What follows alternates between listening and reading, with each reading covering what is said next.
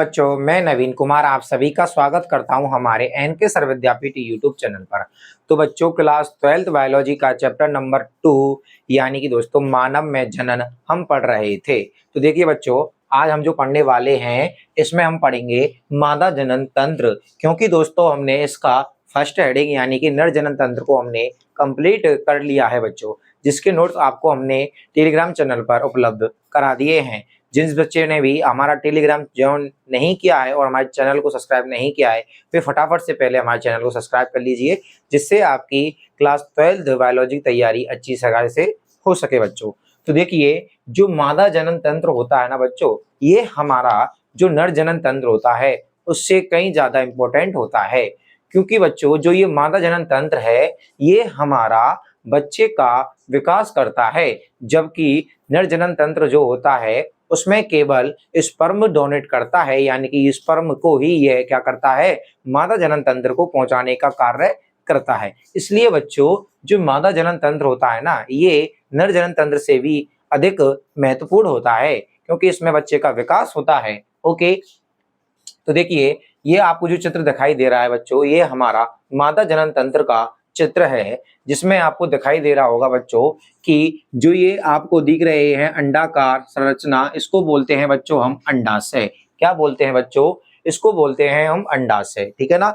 जो ये मादा जनन तंत्र है बच्चों हमारा, इसको हम 3 भागों में बांटते हैं, जिस प्रकार से हमने नर जनन तंत्र को बांटा था। देखो, इसका जो फर्स्ट इंपॉर्टेंट भाग होता है, यानी कि बच्चों हम कह सकते हैं प्राथमिक भाग, इसका बच्चों प्राथमिक भाग, ठीक है ना, कौन सा? जनन वाला। वो कौन सा होता है? हमारा अंडाशय, जिसको बच्चों हम इंग्लिश में बोलते हैं ओवरी। क्या बोलते हैं बच्चों इंग्लिश में? ओवरी बोलते हैं। जैसे मनुष्य में दोस्तों, जैसे मानव था हमारा, उसमें पुरुष में हमने आपको बताया था कि जो इसका प्राथमिक जनन अंग था टेस्टिस यानी कि वृषण था, इसमें क्या है बच्चों? हमारा अंडाशय है। फिर वही बच्चों इसके बाद क्या आएगा? इसकी सहायक जनन अंग दोस्तों, ठीक है ना। नंबर 2 होते हैं बच्चों, नंबर 2 है सहायक जनन अंग बच्चों, ठीक है ना। इसमें भी आपको बता दूं बच्चों मैं आपके लिए, इसमें होगी दोस्तों आपकी ये जो हमारी कैनाल होती है अंडवाहिनी बच्चों, सबसे इंपॉर्टेंट अंडवाहिनी, ओके, गर्भाशय, ग्रीवा, ठीक है ना बच्चों। कौन सी? गर्भाशय ग्रीवा, गर्भाशय ग्रीवा, ठीक है। योनि, जिसको हम बोलते हैं बाह्य जननांग बच्चों, ओके। ये क्या है बच्चों? इसके सहायक अंग हैं हमारे, ठीक है ना। जिस प्रकार से मैंने आपको बताया था बच्चों, नर जनन तंत्र में अधिवृषण शुक्र वाहिनी है, क्या थी उसकी दोस्तों? जैसे शिश्न था उसमें उसके सहायक जनन अंग थे। इसमें क्या है? हमारी अंडवाहिनी बच्चों, जो आपको दिखाई दे रही है ये रही थी। गर्भाशय ये रहा, ठीक है ना। गर्भाशय ग्रीवा बच्चों ये होती है यहाँ, और जो योनि होती है वो आपकी ये होती है, ठीक है ना। तो आपको समझ में आ गया होगा कि इसको भी हम 3 भागों में बांटते हैं, प्राथमिक भाग अंडाशय और सहायक जनन अंग। इसके बाद बच्चों जो इसका तीसरा भाग है उसको बोलते हैं सहायक ग्रंथियां बच्चों। क्या बोलते हैं? सहायक ग्रंथियां। जैसे नंबर 1 होती है बच्चों आपकी बार्थोलिन,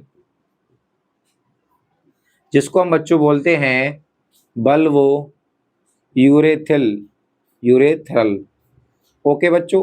एक ग्रंथि तो ये हो जाती है, दूसरी होती है बच्चों इसकी स्तन ग्रंथियां। क्या होती हैं? स्तन ग्रंथियां बच्चों, ठीक है ना, जिसको हम मेमेरी ग्लैंड बोलते हैं। क्या बोलते हैं बच्चों? Mammary gland. इनको दुग्ध ग्रंथियां भी बोला जाता है बच्चों, जिसमें मादा में क्या होती हैं? ये एक जोड़ी होती हैं। क्या होती है बच्चों? एक जोड़ी ग्रंथियां स्थित होती हैं, यानी कि हम कह सकते हैं कि स्तन ग्रंथियां एक जोड़ी होती हैं। और देखिए बच्चों, जो ये मादा जनन तंत्र है ना हमारा, ये दोस्तों हम संरचनात्मक व क्रियात्मक रूप से बच्चों, ध्यान से समझना है आपको, संरचनात्मक व क्रियात्मक रूप से बच्चों इन्हीं ग्रंथियों पर डिपेंड करता है, ठीक है ना। कि इनकी जो ग्रंथियां होती हैं, इसकी जो कोशिकाएं होती हैं, वे सारी की सारी स्तन ग्रंथियों से ही जुड़ी रहती हैं। तो हम कह सकते हैं कि जो स्तन ग्रंथियां होती हैं मादा जनन तंत्र की दोस्तों संरचनात्मक व क्रियात्मक इकाई होती हैं। Okay, complete. चलो अब बच्चों हम पढ़ना स्टार्ट करते हैं क्या, मादा जनन तंत्र को, कि इसका जो फर्स्ट भाग है हमारा बच्चों कौन सा, अंडाशय। ठीक है, चलो तो देखिए बच्चों ये क्या है, हमारा अंडाशय है। ठीक है, तो मैं इसके नीचे लिख देता हूं अंडाशय बच्चों। ठीक है, इंग्लिश में इसको बोलते हैं बच्चों ओवरी। तो देखिए बच्चों हम कह सकते हैं कि जो मादा जनन तंत्र होता है इसमें दोस्तों एक जोड़ी, एक इधर है एक इधर है, तो हम कह सकते हैं एक जोड़ी या दो अंडाशय, एक जोड़ी या दो अंडाशय पाए जाते हैं। ओके बच्चों, मादा में क्या होता है, जो हमारा उदर होता है महिलाओं का, उदर यानी कि पेट बच्चों। ठीक है ना, जो किडनियां हैं आपकी वहां पर हम कह सकते हैं कि जो उदर होता है वो नीचे की साइड में बच्चों। ठीक है ना, उदर में नीचे क्या होते हैं बच्चों, एक जोड़ी अंडाशय उपस्थित रहते हैं, जो कि दोस्तों हम कह सकते हैं उदरीय भित्ति से या गर्भाशय भित्ति से दोस्तों जो आपको ये दिखाई दे रहा है इसको बोलते हैं लिगामेंट, लिगामेंट बच्चों। ठीक है ना, ये क्या है, हमारा स्नायु या लिगामेंट है। ओके, ये स्नायु के द्वारा जुड़े रहते हैं गर्भाशय भित्ति के साथ। ओके, चलो इतना समझ में आ गया ना आपको। और देखिए बच्चों जो इसका आकार होता है, ठीक है ना, लंबाई बच्चों एल, तो 2 से 3 सेंटीमीटर। ठीक है ना, चौड़ाई का मतलब बच्चों सी एच हम लिख देते हैं, तो सी एच होती है बच्चों इसकी 1.5 सेंटीमीटर। और दोस्तों मोटाई के लिए मैं आपको समझा देता हूं कि एम, ठीक है ना, इसकी होती है 1 सेंटीमीटर। तो आपको समझ में आ गया होगा बच्चों, जो हमारा अंडाशय होता है इसकी लंबाई तो बच्चों 2 से 3 सेंटीमीटर होती है और इसकी चौड़ाई 1.5 सेंटीमीटर होती है, और जैसे आपको दिखाई दे रहा है इसकी मोटाई बच्चों 1 सेंटीमीटर होती है। ओके बच्चों, और देखिए दोस्तों जो ये हमारा अंडाशय होता है ये हमारी दोस्तों इसका ऊपरी भाग जननिक उपकला सेल्स का बना होता है बच्चों। ठीक है ना, जो इसका ऊपरी भाग होता है यह जननिक उपकला कोशिकाओं का बना होता है। ओके बच्चों, आया बात के नहीं आई समझ में आपको। और देखिए दोस्तों इसका ऊपरी और अंदरी भाग दो भागों में बटा रहता है। इसके ऊपरी भाग को बच्चों हम बोल सकते हैं कॉर्टेक्स, जिसको हम बोलते हैं बलपुट, बलकुट बच्चों। ठीक है ना, और इसका जो आंतरिक भाग होता है बच्चों किसका, अंडाशय का जो अंदर का भाग होता है कठोर, उसे बोलते हैं बच्चों हम क्या, मेडुला, मेड्यूला।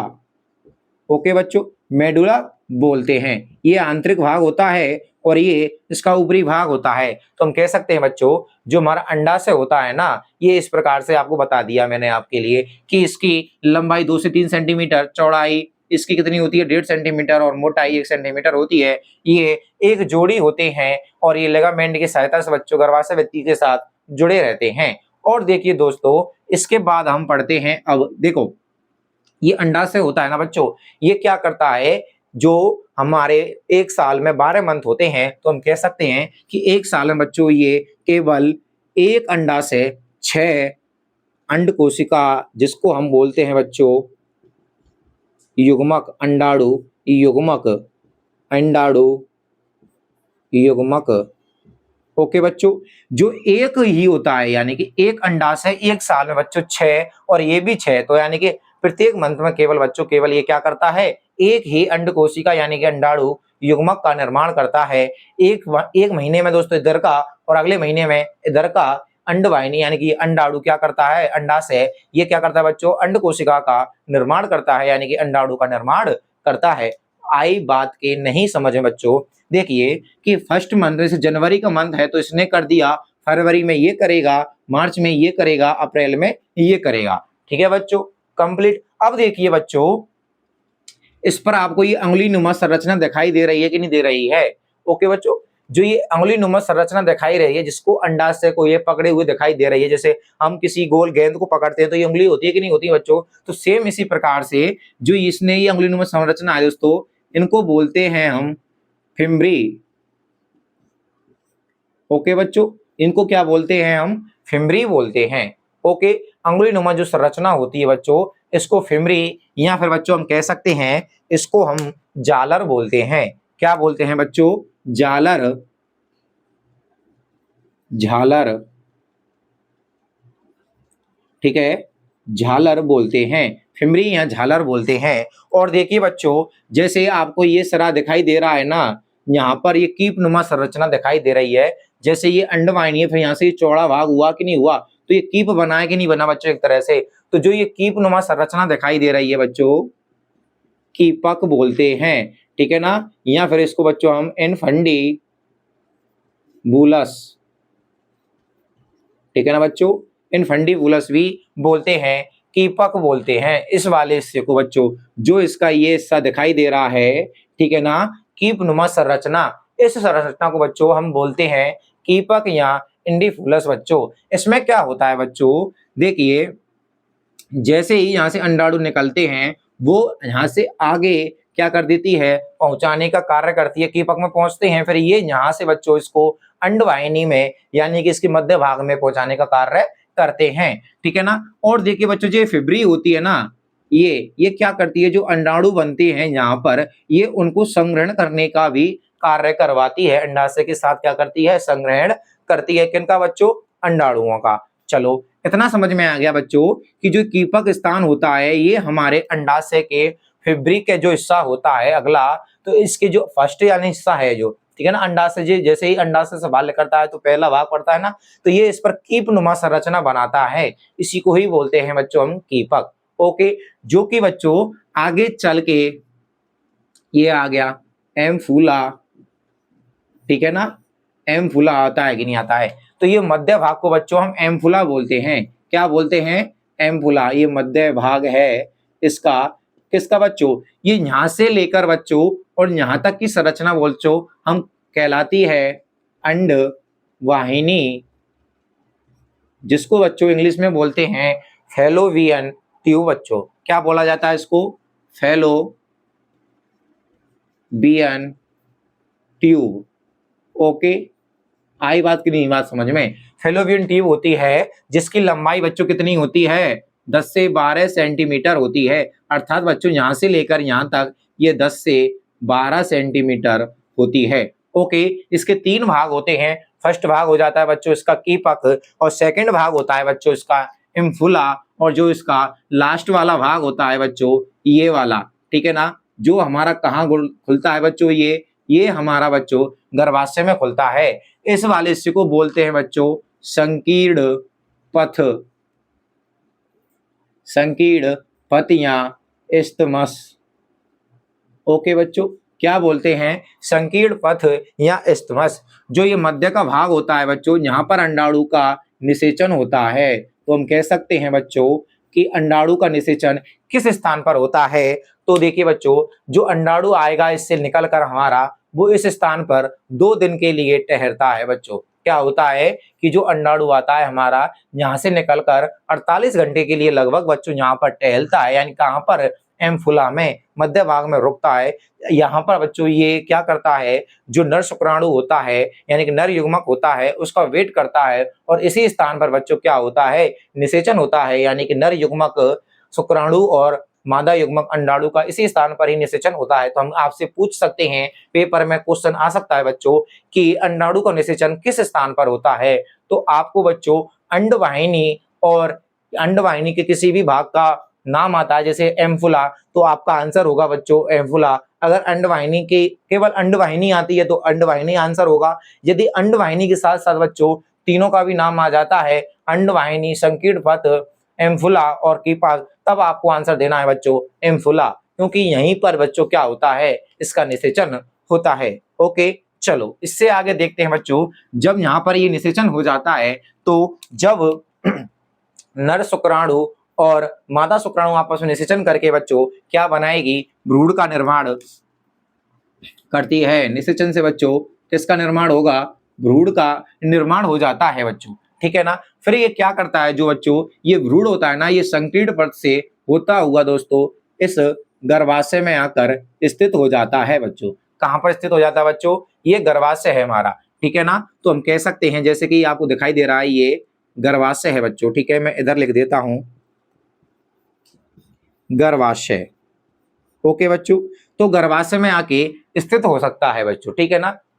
अब देखिए ये संकीर्ण पथ होगी ना बच्चों, ये क्या काम करती है, ये केवल सकरा पथ होता है जो कि हमारी कहाँ खुलती है, ये हमारे गर्भाशय गुहा में, यानी कि दोस्तों गुहा का मतलब होता है दोस्तों एक तरह से गुफा, जैसे कि यहाँ पर दिखाई दे रहे हैं कैविटी बोलते हैं, ठीक है ना। तो ये यहाँ पर बच्चों क्या होगा, हमारा युग्मनज का स्थापन होगा, ठीक है। अब बात आती है बच्चों गर्भाशय की। तो देखिए बच्चों आपको जो दिखाई दे रहे हैं ये वाले से दोनों, ये क्या है, हमारा गर्भाशय है बच्चों, ठीक है ना। दोस्तों इसकी लंबाई 8 सेंटीमीटर होती है। ओके ना, ये क्या है, इसकी लंबाई बच्चों 8 सेंटीमीटर हो जाती है।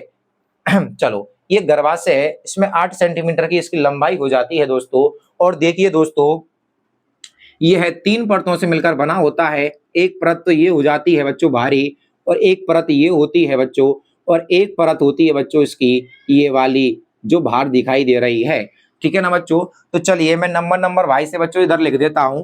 फर्स्ट परत जो बच्चों ये वाली है आपकी बाहरी, तो इसको बोलते हैं बच्चों परिमेट्रियम, ठीक है ना। यानी कि बच्चों इसको बोलते हैं परिगर्भाशयी, परिगर्भाशयी बच्चों, ठीक है। ओके चलो सेकंड नंबर के देखते हैं बच्चों। जो ये आपकी मोटी लेयर दिखाई दे रही है दोस्तों, ये यहाँ से इन दोनों के बीच में जो स्थान दिखाई दे रहा है ये वाला, इसी को ही बोलते हैं बच्चों मायोमेट्रियम, मायोमेट्रियम। ओके बच्चों, मायोमेट्रियम का मतलब होता है मध्य गर्भाशयी, मध्य गर्भाशयी। ओके बच्चों चलो इतना हो गया। इसके बाद बच्चों जो ये ऊपर का हिस्सा दिखाई दे रहा है ये वाला, इसको बोलते हैं दोस्तों हम नंबर थर्ड, इसको बोलते हैं एंडोमेट्रियम, एंडोमेट्रियम अर्थात बच्चों हम बोल सकते हैं गर्भाशयी अंतः स्तर। ओके बच्चों, तो हम कह सकते हैं बच्चों जो गर्भाशय होता है बच्चों ये मादा में बच्चों केवल क्या होता है, एक होता है। हम कह सकते हैं कि इसकी संख्या बच्चों एक होती है, ठीक है ना। और देखिए बच्चों इसका आकार है ना आपका उल्टे नाशपाती के आकार के समान होता है बच्चों, क्या होता है, उल्टे नाशपाती के आकार के समान होता है। ये खोखला होता है बच्चों, क्या होता है, खोखला होता है, जिससे क्या होता है इसमें भ्रूण यानी कि जो हमारा बच्चा होता है उसका विकास हो सके दोस्तों। और देखिए बच्चों जो ये अंतः जो गर्भाशय होता है ना बच्चों, ये रक्त से पूरी तरह से आपूर्ति होती है, इसमें रक्त की हम कह सकते हैं एक तरह से आपूर्ति रहती है। तो आई बात समझ में नहीं आई बच्चों आपको कि जो ये गर्भाशय होता है हमारा बच्चों ये कैसा होता है, खोखला होता है। ओके बच्चों, खोखला इधर लिख देता हूं मैं, खोखला, ठीक है ना। नाशपाती के आकार का, नाशपाती का आकार बच्चों, ठीक है ना। और बताया ना मैंने आपको कितना सेंटीमीटर बच्चों, 8 सेंटीमीटर लंबा होता है, ठीक है ना। चलो खोखला नाशपाती के आकार का समान और 8 सेंटीमीटर लंबा होता है बच्चों, ठीक है ना। और इसमें क्या होती है दोस्तों, रक्त आपूर्ति रहती है पूरी, क्या रहती है बच्चों, इसमें रक्त की आपूर्ति रहती है। अब देखिए बच्चों इसमें जो ये भारी परत है इसकी सबसे अंदरी परत है, इसमें बच्चों क्या होता है, जब आवर्त चक्र चलता है तब इसमें चक्रीय परिवर्तन रहते हैं। अर्थात बच्चों जो ये लेयर होती है हमारी कौन सी, एंडोमेट्रियम या गर्भाशयी अंतःस्तर बच्चों, ये महीने में हर प्रत्येक महीने में दोस्तों टूटती है और बनती है। इसको हम आगे आपको आवर्त चक्र में या मासिक धर्म में पढ़ाएंगे बच्चों, ठीक है ना।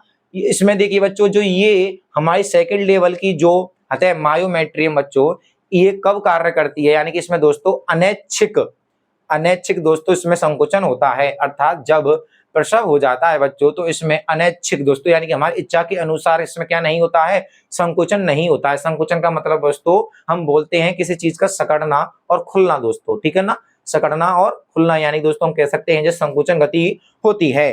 तो हम कह सकते हैं दोस्तों जो ये मायोमेट्रियम होता है इसमें जब गर्भाशय यानी कि बच्चा होता है उसका क्या हो जाता है दोस्तों, प्रसव हो जाता है, तब इसमें बच्चों क्या होता है, हमारी अनैच्छिक गर्भाशय में संकोचन होता है दोस्तों। और ये इसकी भारी ये परत होती है बच्चों, ठीक है ना।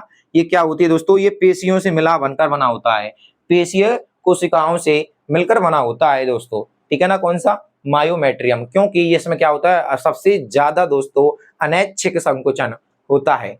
ओके बच्चों, मायोमेट्रियम और ये क्या है हमारे एंडोएट्रियम दोस्तों, इन्हीं के द्वारा दोस्तों सबसे ज्यादा रक्त की पूर्ति की जाती है बच्चों में। ठीक है, चलो इतना आपको समझ में आ गया होगा बच्चों।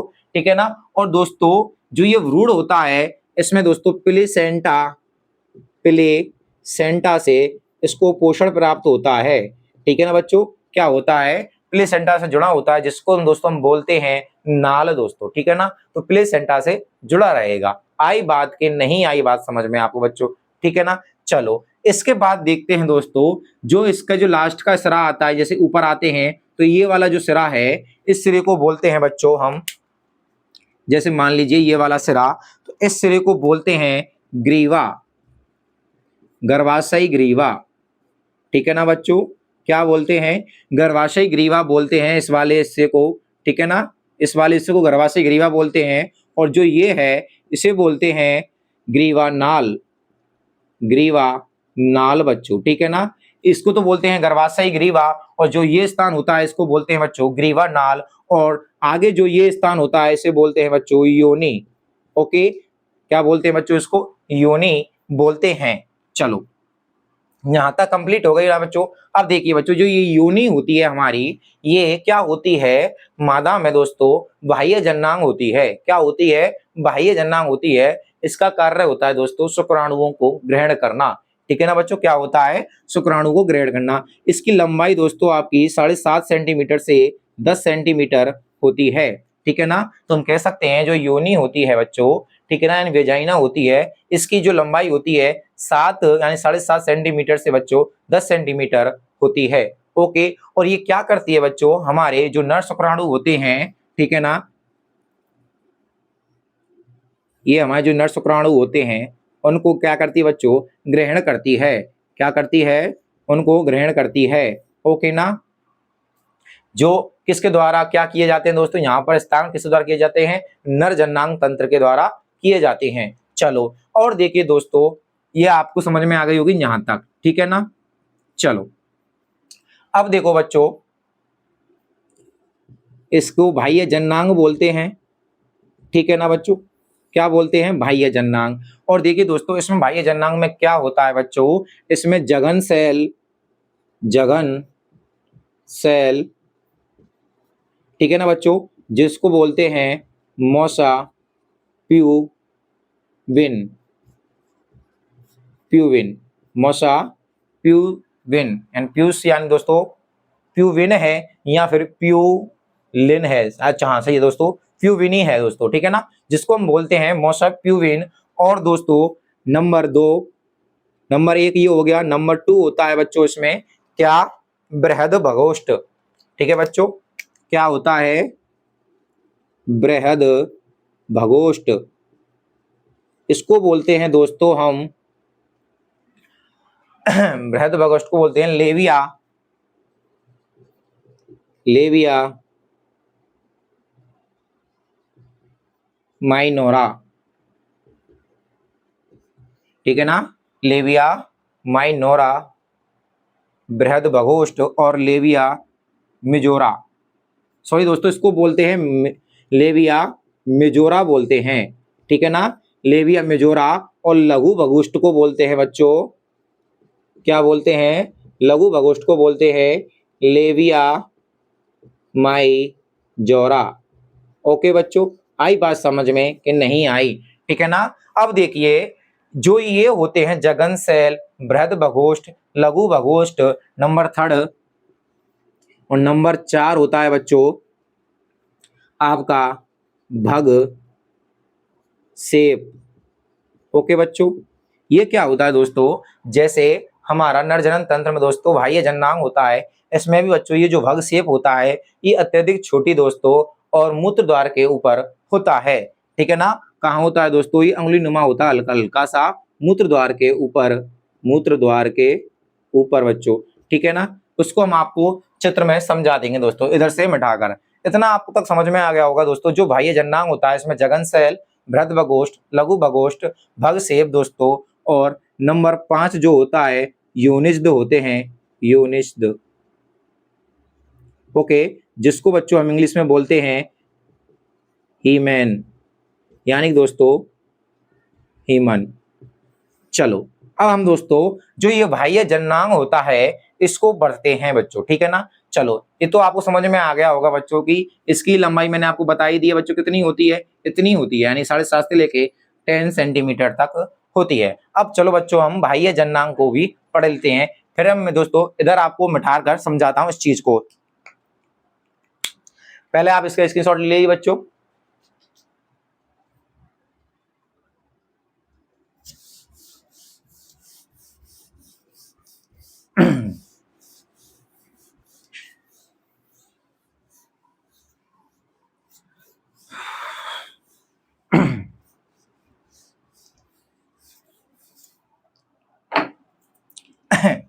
देखिए बच्चों, तो चलिए बच्चों देखते हैं आगे हम इस चीज को, बाह्य जननांग। तो देखिए दोस्तों जैसे हम कह सकते हैं, और इधर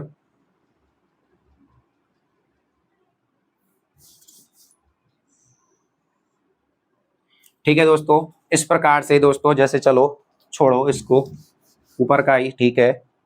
देखो इधर ये जो हिस्सा होता है दोस्तों हमारा,